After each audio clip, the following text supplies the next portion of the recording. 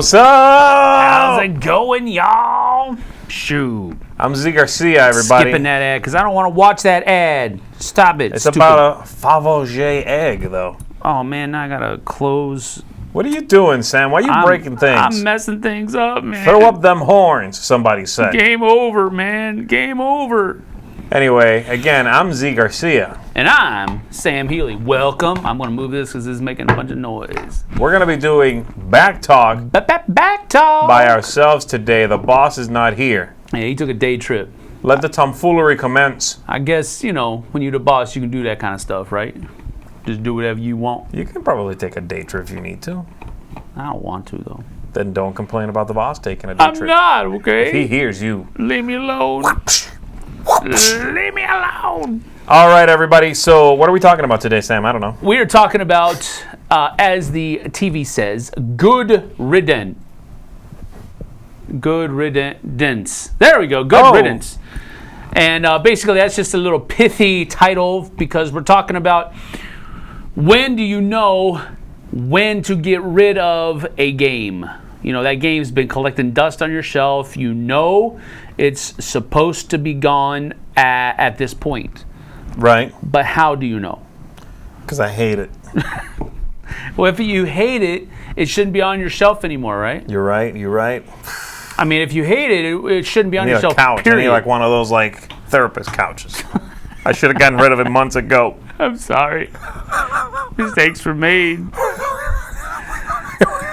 So, one person says here, you never get rid of a game. Yeah, you never get rid of a game. You sure do. That is not unless you're Jason.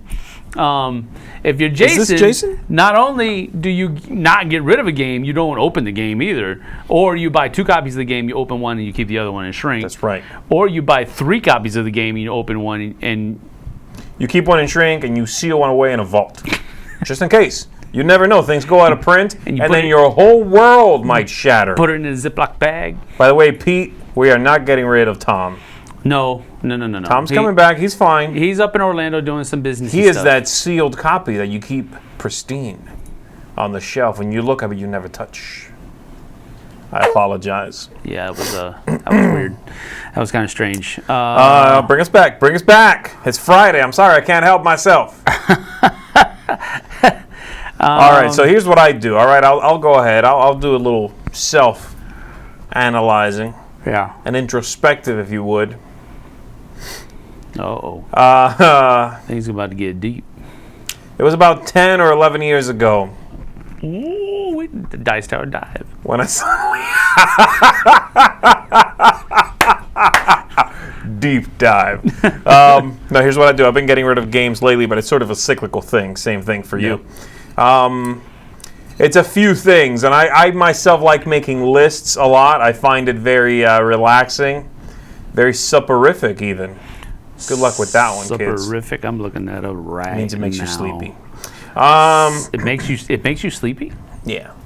Making lists puts you to sleep? Making lists can be very relaxing. So I like making lists. It's a very relaxing thing. I am totally into weirds. Dude, man, if I start making lists, my mind is like going bing, bing, bing, bing, bing, bing, bing, and there's no way I'm going to sleep. No, because it's like stuff I'm like familiar with. I'm not really trying to achieve anything while making the list. Yeah. I'm just like, I'm going to list all the trick-taking games I own. So I start doing it. So you don't count sheep, you make lists. Yeah, baby. Okay. It's good. I'm still looking up soporific because I don't trust you. All right. Anyway, so what I do is I'll sometimes do that. I'll make a list about, let's just go with that one, trick-taking games. And I realize, I own 37 trick-taking games. I probably don't need to own 37 trick-taking games. So that's one way to attack it, right? Do you have a game or games that kind of cover the same space and time? As in, I'm having, person A, B, and C come over. We're going to play games. They like trick-taking games. And they're going to be over for 2 hours. Of those 37 games, do the same 3 get picked all the time? Then you don't need the other 34 necessarily, right? So that's one way to do it. You can get rid of stuff if it covers the same group of people during the same occasion. They just overlap. Those games just overlap. Now, I know there's a lot of people out there who do the whole, I haven't played this game in a year, so it's got to go. I don't subscribe to that. I'm not one of those people. If I haven't played a game for a year, that does not affect how much I like that thing. I haven't watched Terminator 2 in 5 years, probably. That movie is still the bomb diggity. And I don't intend to get rid of it. The bomb diggity. Okay. You know? Why would you go to Terminator after saying bomb diggity? I don't know, because, because Skynet. Because Skynet. All right. Well, a lot of people are agreeing with you as far as making lists. I know it. I'm a list maker. I want to get rid of games, but I need to return. I need some returns, so I need to sell them or math trade them. Sure. All right. So yeah, we're not really supperific. That's not how you spell it, by the way. I found it out. I spelled it the same way you did, minus one F.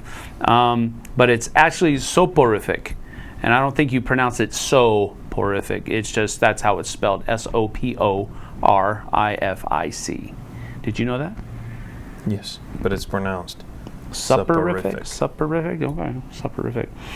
Anyway, pertaining to the meal of supper, yes, that is not true.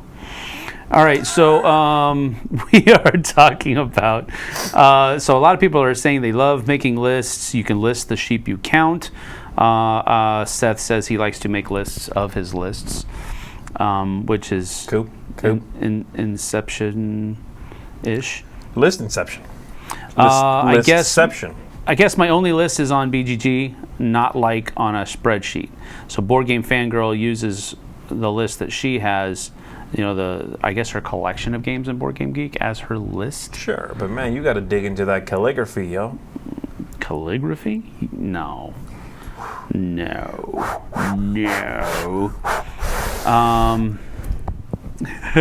can help in here with the pen. Kyle K says, when I haven't played a game in over a year, I replay it to see if I still enjoy it. If I do, I keep it. If I don't, it goes in my trade category on BGG. And that's good. That's a good way to do it. The problem is that time investment.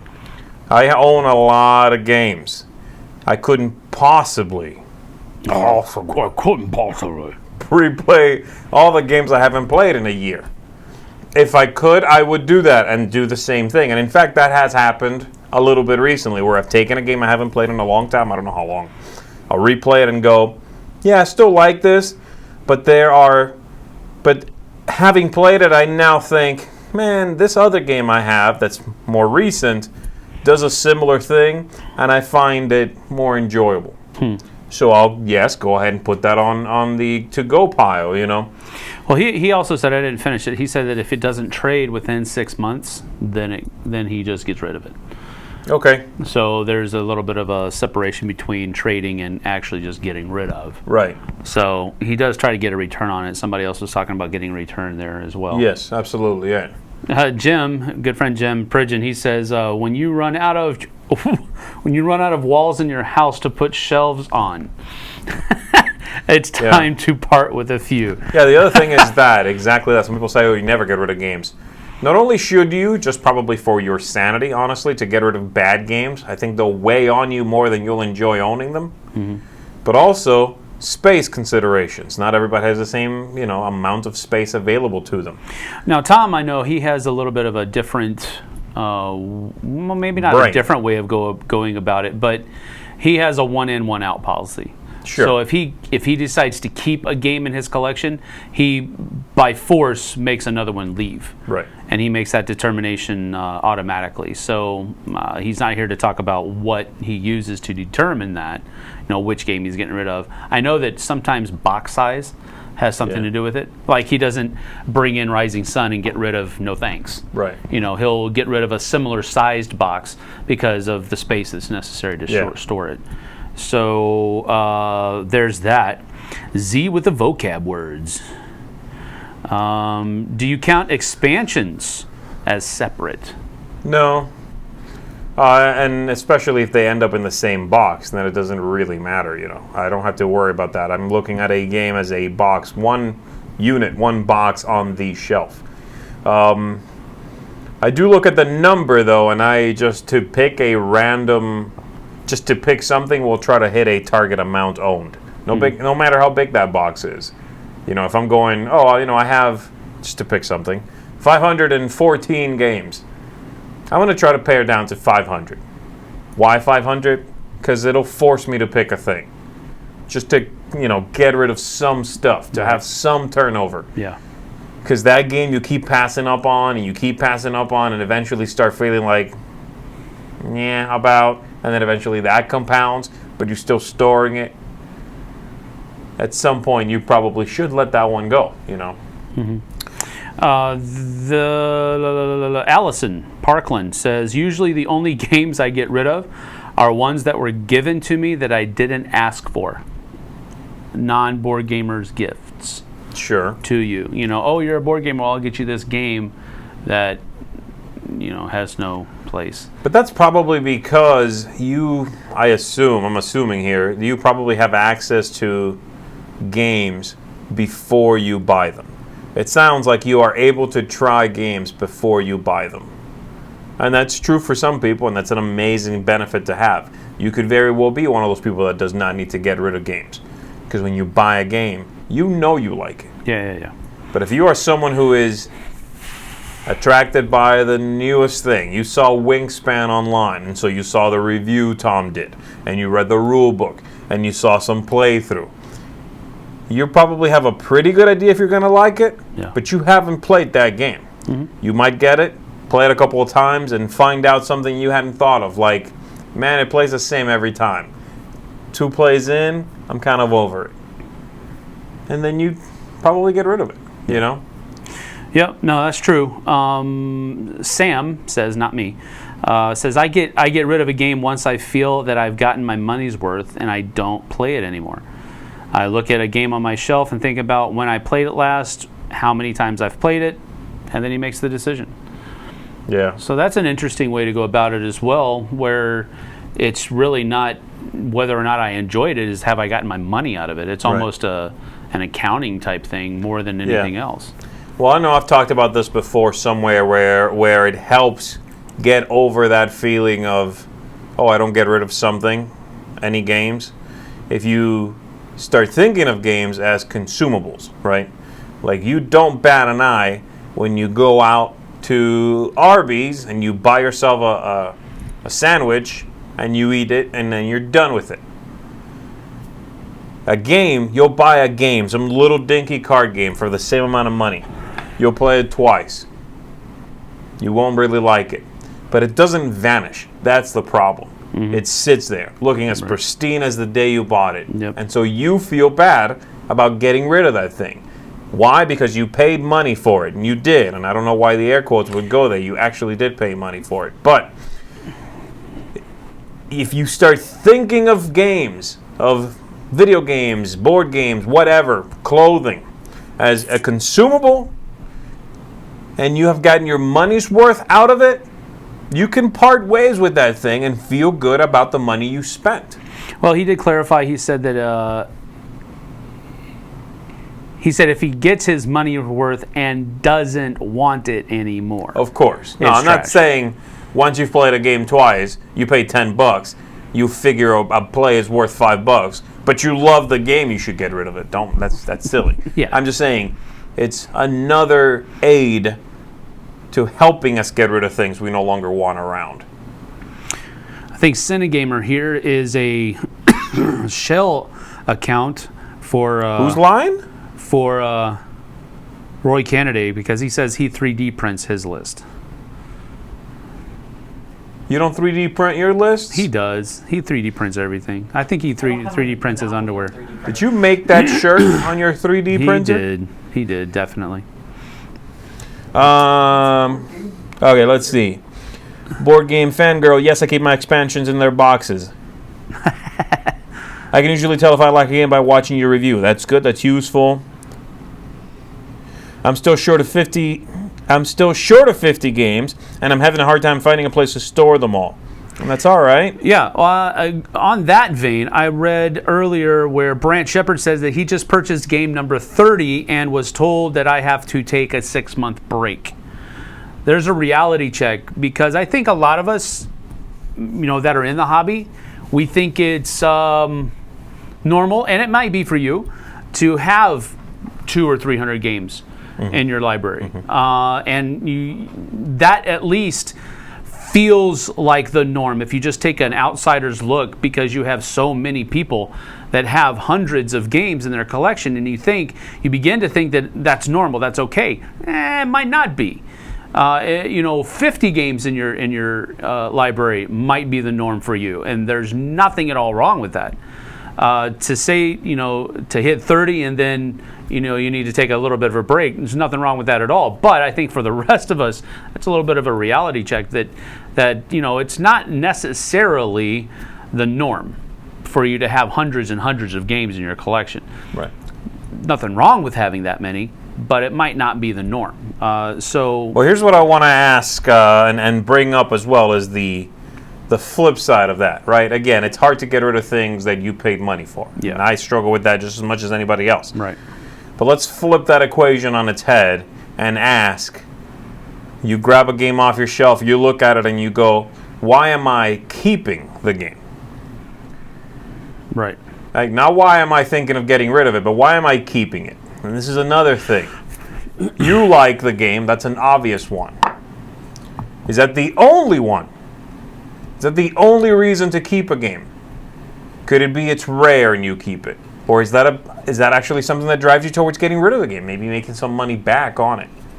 What about the people you play with, right? Would you keep a game that you think is okay, but you play with your family and they don't really play the kinds of games maybe you like to play more?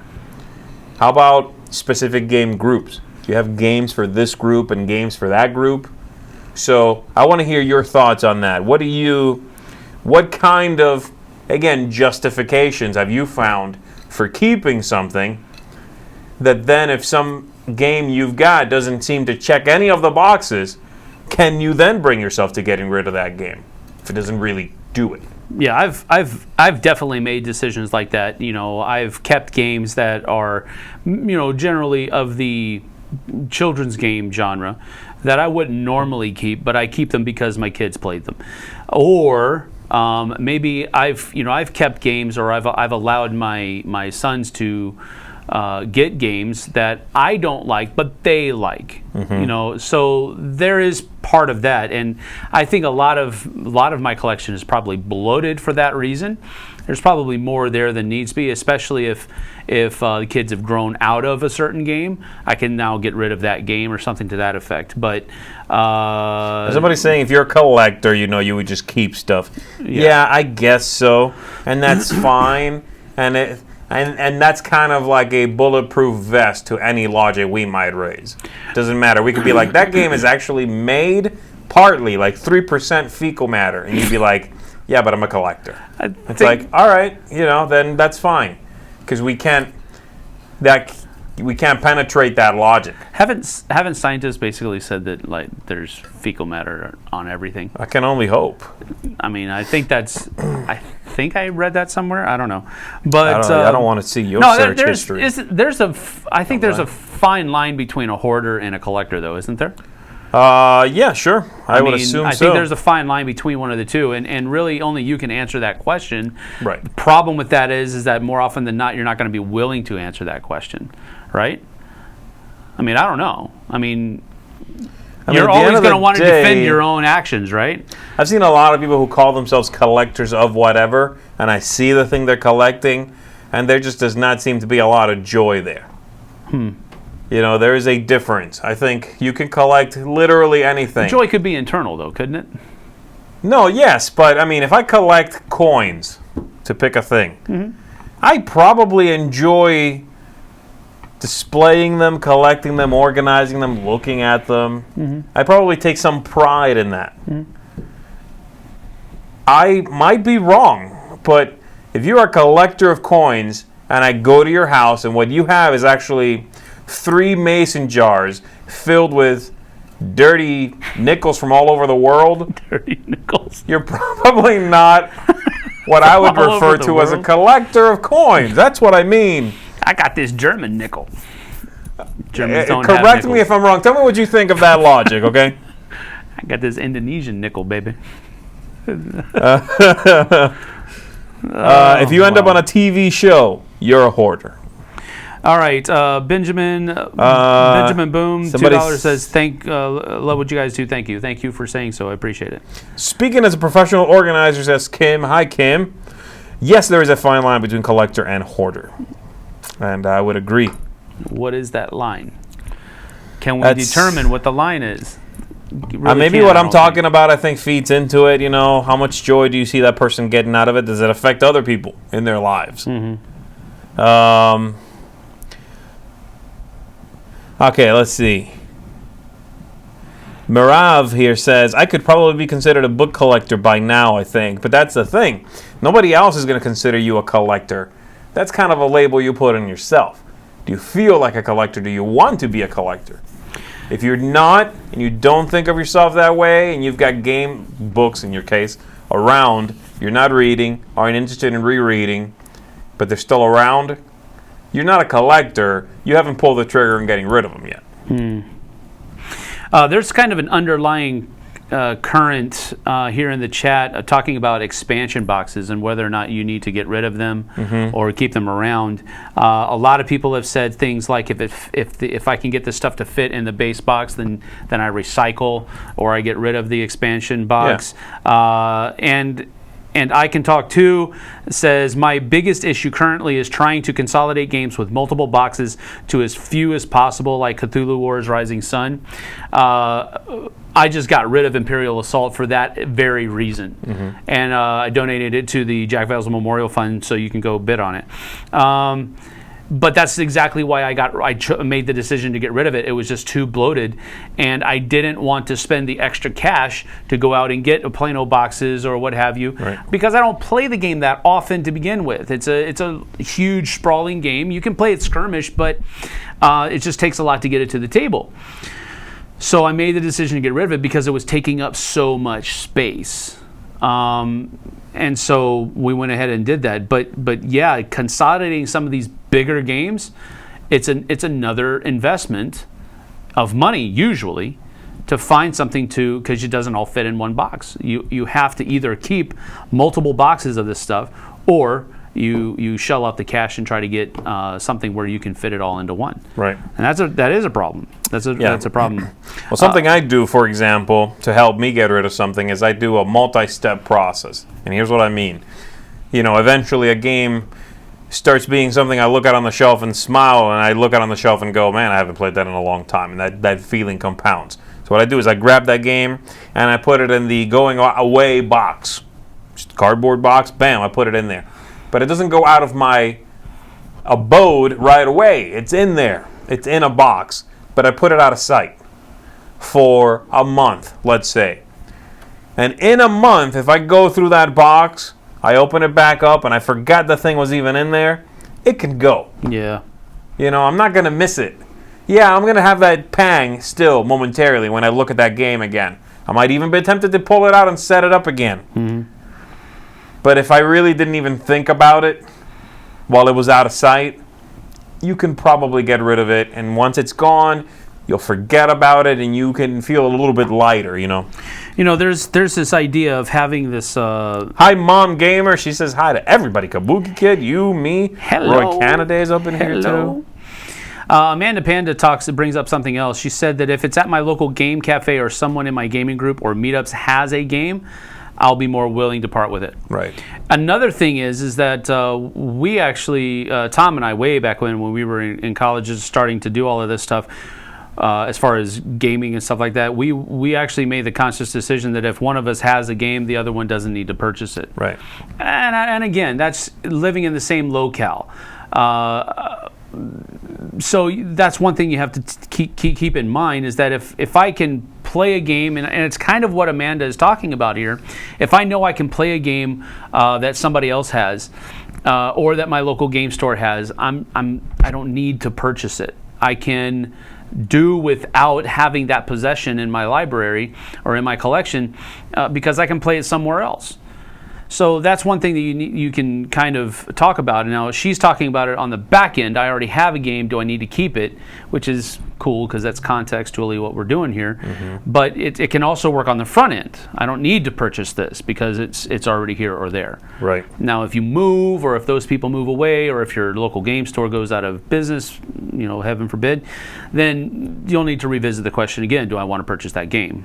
Maybe even purchase it from the game store. But yeah, Kim is chiming in on what I said here, saying, "Z, it's a really great way to declutter. It takes the panic out of giving away items instantaneously." And that's true, right? It's that fear of, if I give this thing up, I no longer have access to it. But you can maybe test yourself, do it in steps. Another thing I wanted to bring up here, and it's that idea of acquiring new games, right? You go out, you go to the local game store, you see something on the shelf you like, you pick it up. It's right before that moment that I want to discuss, right? There's been a few moments, really, I can probably remember most of them in my life, that I've gone to the store, I've seen something I was not planning on buying, okay? And without a lot of hesitation, I'll say, I can pick that thing up. I feel good the whole way. Paying for it, taking it home, opening it, playing it, owning it, all of it. But I would advise people, when you have that wavering moment, if you're holding it and you're pacing, right, that feeling of I'm not sure. If you have a doubt, don't get it. It's an easier mistake to correct than the other one. It's easier to come back from, I thought about getting this, I wasn't sure, i.e. I left it. Because later on you'll go home, you'll either look at all the games you've already owned and go, I'm good. Or you'll look that thing up online and go, I need it. Go back the next day, okay? Pick it up. The opposite of that, you bought it already, now it's in. It's much harder to let a game that's already in out than the reverse of that. That's what I've found to be true. Yeah. Kabuki had a different kind of, maybe, she had some insight here. Collectors are happy to show off their collections. Hoarders are usually, not always, are usually holed up in their house and tend to not even want people in their space. So there's a difference there. So maybe that will help you determine which side of that you're close to falling on. A gaming 12-step program. Yeah, basically. My name is Sam, and I'm a board gamer. All right, let's see. So people are talking about how to get rid of games, donations, selling, that sort of thing. We don't really deal with that here ourselves because we will just bring them in. And they either make their way to our Dice Tower library, or we will cycle them into an upcoming auction for the Jack Vassell Memorial Fund, or they'll be sold at a convention, something like that. Yep. I know a lot of people out there have really good answers for that, so I'm not going to try to come up with anything better than what's been discussed. But you've got a few avenues, where you won't feel the pang of dumping something. Somebody's asking here a sponsored question. How do you avoid Kickstarter FOMO, fear of missing out? You avoid Kickstarter. That's the easiest answer. Don't go to Kickstarter. If you want stuff, and in this country, if you want stuff on sale, you will find it anytime you want to. Like, if you want to spend $20 right now for something that's worth $40, I'll give you 15 minutes. You can probably do that, no problem. You'll even like the thing you got. Like, you'll be happy with what you got. But you still spend $20 to save $20 for something you didn't need. That's the difference, okay? There are always Kickstarter games. There are always games available. There's always going to be something you want. And you also need to, though, keep that in check with, you will never play all the games you want to play. You're never going to listen to all the music you ever want to hear. It's just not going to happen. Humans just make too much. So you've got to balance those two things, Wombat had an interesting take. He said, games I have trouble getting rid of, I give to a friend. That way, the clutter is out of my house, but I still kind of have the game. If they get rid of it, they solve the problem for me. That's true. How about that? His way of fixing the problem is to give the problem to somebody else. That's pretty good. You're kind of diluting the problem over two people. That's not bad. I could see that working, yeah. JP LaRouche says it's totally easier not to buy a game than to sell it. So it's easier to say no on the front end than to say yes to getting rid of it later on. Because you have an attachment to it at that point. Right, exactly. Let's see. Yeah, somebody's saying here, so when I get back home and check it on my PC, then the awesomeness of whatever that thing was you were looking at is lowered, and you reflect back and see if you need that game. Right, that's what I was talking about. And then somebody's saying, Steve here saying, when I am home, I am discerning about games, the games I buy, look at reviews for them, so on. When I'm at Gen Con, I just lose control. I come home with tons of games that I know I should have waited on. And that's true. And they know that, right? I mean, there is that fervor of the shiny new thing. Everybody falls prey to that. Okay, it's okay. Don't beat yourself up too much about it. But that's almost what Kickstarter operates on, is that idea of, if you don't get this thing right now, it will be gone. You've got the next 2 days, whatever, to get it. But you can avoid going to Kickstarter. If you still want to go to Gen Con, it's a very special event. You get to see people play games. You can avoid Kickstarter a little more easily if you really want to. If you want to take a break from it, if you want to maybe go 1 day a week, whatever, right? I mean, there are once a month. There are ways for you to self-regulate that.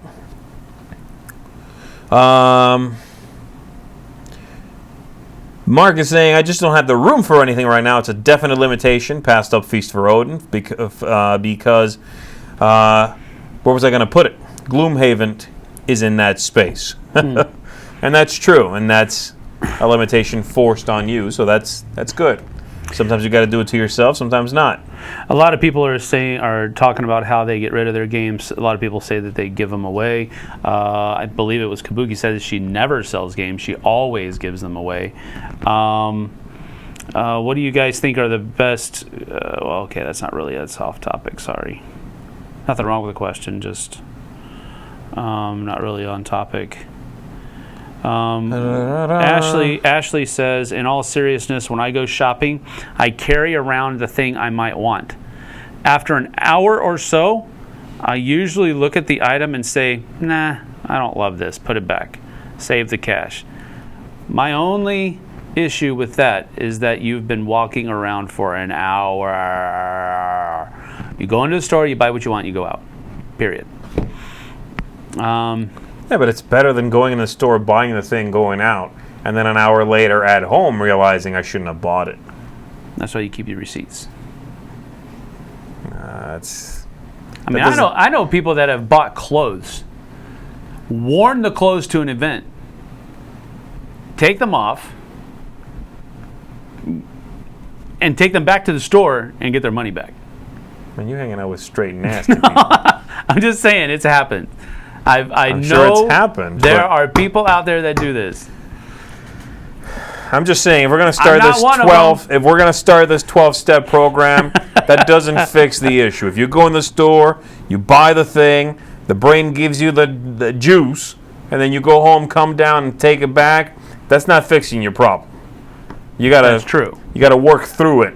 Yeah. Before you pull the trigger and you get that jolt. You know what I mean? Yeah. Don't do it, all right? When you're feeling it, you call me up, Zee. I'm feeling the need to buy, and I'll talk you off the ledge. Somebody else said that whenever he goes shopping for games, he reminds himself of all the games that he already has, and that usually deters him from making another. There's nothing purchase. like it. You know what you should do, maybe? Honestly, if it's for some people, is take a picture of your collection. Like, take pictures on your phone of the games you own. And when you find yourself jonesing for a new game, or you're looking at something new on the shelf, Pull out your phone, go through your own games that you own already.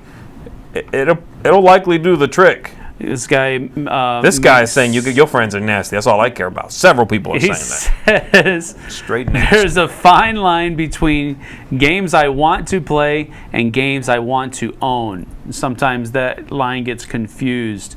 You buy something just because you want to play it, and you don't necessarily want to own it. You just want to play it. So that's an interesting difference there as well. A lot of people don't have access to games that they don't buy to play. And yeah, that sucks. But that's kind of the way that goes. All right. I think we've done a lot of good here today. Yeah. So again, if you need support, Sam's friends are nasty. Sam, I want you to email. That's nasty. Sam Healy. I don't do that. At straightnasty.com. All right. Yeah, I think we're good. I just want to be absolutely clear. I have never done that. If I put something on my body, it is now mine until I give it to Goodwill or something like that. I do not take it back. Anything else we need to mention? No, I don't think so. Is everybody out there feeling good about this? Have we reached a pleasant stopping point in your opinion? Yeah, we can reach a pleasant stopping point. Let's do our signature lightning round, though. You can go with this. You can go with that. You can go with this. So let's see.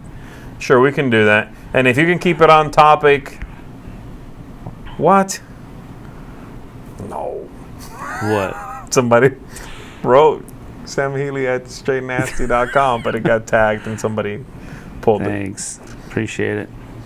All right. If we can keep the questions on topic, we will put a nice pretty bow on this discussion. Ribs or brisket? I just encountered this decision last night. Brisket, always. Oh, I agree. But I like burnt ends. I don't. Burnt ends are really good. I like whenever I have any sort of meat, it needs to be very well done. Like hockey puck well done. Correct. Tea or coffee? Coffee. Yeah, coffee. Keep expansion box or get rid of it. I get rid of it. I do too. Yinish or Czar? I don't care. They're both Yinch. I'm sorry, not Yinish. They're both really good. Probably Yinch. TI or Pandemic? Pandemic. TI. Korean barbecue or Brazilian barbecue? Korean barbecue. So much good. I think I like Brazilian barbecue better. My goodness. Get rid of Fury of Dracula or Whitechapel? What? Somebody's asking, get rid of Fury of Dracula or Whitechapel? Whitechapel. Yeah, sure. I'll shoot from the hip on this one. Whitechapel. Returned ribs or returned brisket? Now that is straight nasty. It's probably because the mode of return is straight nasty. You just couldn't help yourself. I couldn't. I mean, it doesn't matter north or south. It's pretty nasty. Discard your number one game or discard the next 10. The next 10. I would probably get rid of the next 10 games before I got rid of Blood Rage. Nah, I'll get rid of my number one. Really? Yeah. No, sure. you wouldn't. I like variety. You're a liar. It's all about the people anyway at the end of the day. I'd rather take the variety. Send your emails to z@straightlion.com. That is mine. You control that domain. Village attacks or Castle Panic? I'm going to go with Village attacks on that one. I like that one a lot better. Kim says lists or spreadsheets? Spreadsheets dip their toe into work, so I'll stick with lists. Yes, they do. Blues or Blackhawks? Blackhawks. And I'll say brisket. Hat or tie? Hat. A hat, for sure. I will wear a hat before I wear a tie any day. Meeples or cubes? Meeples. The pool or the beach? Yinch or Inish? Because I mispronounced Yinish. I said Yinish earlier. Yeah, people like to rag on people. Yeah. So what do you say, the pool or the beach? Pool or the beach? Pool, because sand. Me too. The salt for me. Time Tom or no Tom? I usually don't answer those questions. I'm going to say Tom.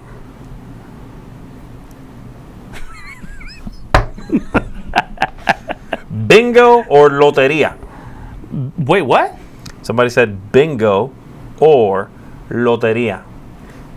It's lottery, yes. Yeah, it's Spanish for lottery? Mm-hmm. That's weird because there's a Korean fast food restaurant called loteria.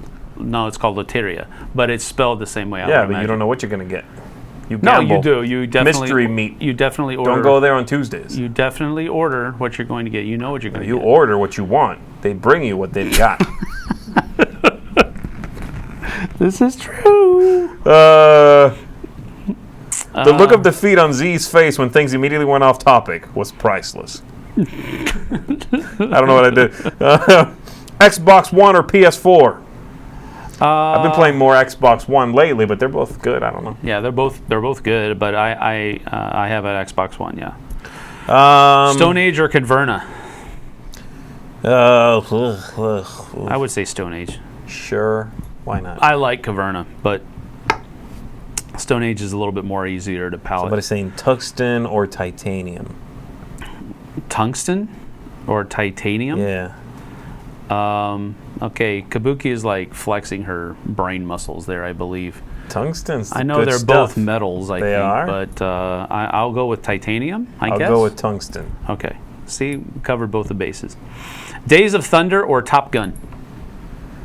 Days of Thunder, baby. No! Top Gun all the way, Days man. of Thunder, man. No way. Racing is rubbing. I feel the need for speed. Days of Thunder. No. That's not from Days of Thunder? F-14 Tomcats go much quicker than a NASCAR. Than a NASCAR. Yes. No, that's crazy talk. Nope. Have you seen those cars? Yes. Okay, let me see. Zoo or roller coaster? Zoo.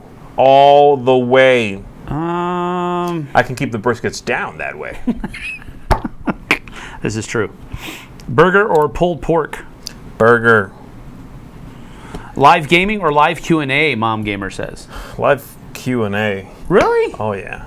I like playing live. I mean, I like them both. Live gaming is way too stressful for me. If I like everything else being equal, I'd rather just talk to somebody than talk to somebody and try to play a game. I really like playing games, though. Especially when they're live. You just don't like playing games. That's the problem. Not really. Gaming's for suckers. Raiders of the Lost Ark or The Last Crusade? Oh. Neither. What? Those are both Indiana Jones titles? Raiders of the Lost Ark by far is the that better the Monkey movie. Brains one? No, Is that's the first Temple one? of Doom. I don't know. Raiders of the Lost Ark is the first one. Then that one, The OG, bruh. The OG's where it's at. Yeah. Indiana Jones and the OG. F-14's also turn right. This is true. That's great. All right, I think we're going to wrap it up on that. Yeah, that's a good observation right there. That's good.